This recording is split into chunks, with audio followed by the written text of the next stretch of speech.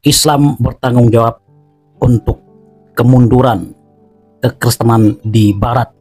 Gereja-gereja yang banyak diubah menjadi masjid adalah tanggung jawab dan kesalahan yang harus dipertanggungjawabkan oleh umat Islam. Dan umat Islamlah yang salah dan bertanggung jawab dengan bagaimana keadaan gereja-gereja di barat yang menjadi kosong. Inilah komentar-komentar Islamofobik setidaknya yang tertangkap di media sosial yang kami tampilkan ini. Assalamualaikum warahmatullahi wabarakatuh. Berjumpa kembali dengan Belotop News, saudara. Nah, benarkah Islam itu yang harus bertanggung jawab dengan kondisi kekristenan di barat yang menurun dan banyaknya gereja-gereja yang dirubah menjadi masjid? Dan apakah Islam yang harus dipersalahkan? Video ini akan menjawab ya apa yang sedang terjadi sebetulnya dengan kekristenan di barat, ya, kenapa banyak gereja kosong dan dijual dan dirubah menjadi masjid. Video ini akan menjawab dengan sangat luar biasa dan membuka cakrawala baru tentang apa sebenarnya faktor yang membuat penurunan gereja-gereja di barat dan banyaknya gereja-gereja kosong dan dirubah menjadi masjid. Disclaimer ya, video ini adalah sebuah informasi yang tidak ada kepentingan apapun, namun sebuah jawaban yang diperlukan dan bukan dari kalangan umat Islam tapi dari kalangan mereka sendiri yang penganut-penganut Islamofobia ini, saudara. Islamofobia adalah sebetulnya hanyalah kedok bagi para penganut Islamofobia untuk menyalahkan seluruh agama Islam atas segala hal yang ada di dalam agama Islam itu, tetapi tidak mau bertanggung jawab sedikit pun.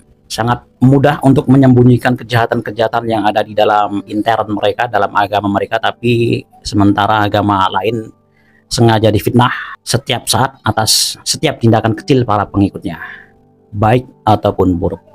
Ini adalah sebuah hormat ya kepada saudara-saudara di luar sana yang menganut Islamofobia, ataupun setidaknya untuk mencegah mereka terjebak dalam paradigma Islamofobia atau masuk menjadi bagian dari penganut Islamofobia. Tidak menyebut agamanya secara eksplisit apa ya, intinya di luar agama Islam ataupun para penganut Islamofobia itu sendiri untuk mencoba menahan diri ya dari semakin dalam terkena penyakit Islamofobia ataupun masuk lebih jauh dari penyakit Islamofobia yang hanya mengobarkan api kebencian dan perpecahan dalam masyarakat. Inilah video yang bisa menjawabnya dari kalangan mereka sendiri. Wassalamualaikum warahmatullahi wabarakatuh.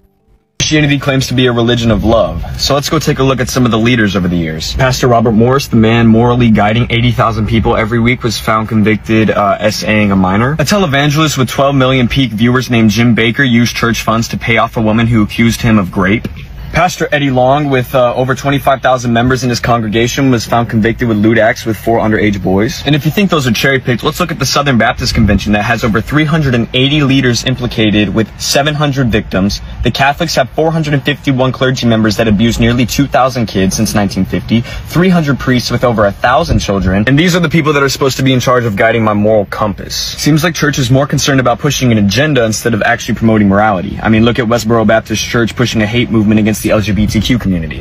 How can you claim to be a congregation of love and again have leaders implicated for actions of hate and depravity? The former pastor of First Baptist Church in Hammond was sentenced to 12 years in jail for having sex with a teenage member of the church. Dozens of current and former church members came to witness the sentencing. It's like a peace of mind, but it's bittersweet.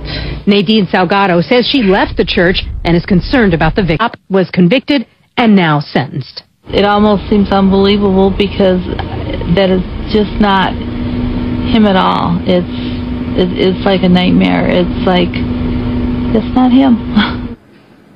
Now, originally, Scott was counseling the girl, but the relationship resulted in inappropriate conduct, sometimes taking the girl out of state.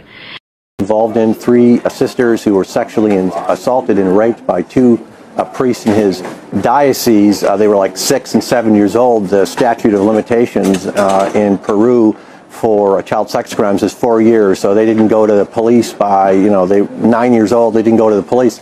But they did it, and one of them admitted it. He admitted to the church that he committed these heinous, awful crimes against these girls. And what Prevost did with that information is that he didn't launch it and give it to justice officials, say in Peru, to find out if there's any possibility of prosecution. He took that criminal evidence, like they do all around the world, and he shipped it via diplomatic pouch over here to the Vatican over here.